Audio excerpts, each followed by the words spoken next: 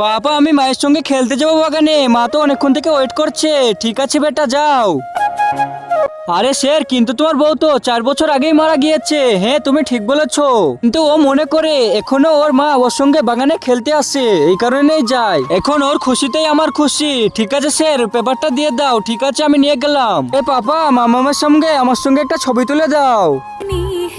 मुश्किल दो এসো মা এখন আমরা ছবি তুলবো। हो पाए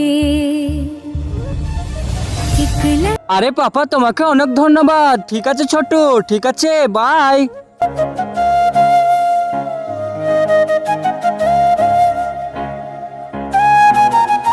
তার আগে যদি শয়তানকে ঘৃণা করো আর মাকে ভালোবেসে থাকো তাহলে ভিডিওতে লাইক করে চ্যানেলটিকে সাবস্ক্রাইব করে দাও আর কমেন্টে আই লাভ ইউ মা লিখে যাও। তুমি যদি লাইক সাবস্ক্রাইব না করো তাহলে আমি বুঝে যাব তুমি শয়তানকে ভালোবাসো।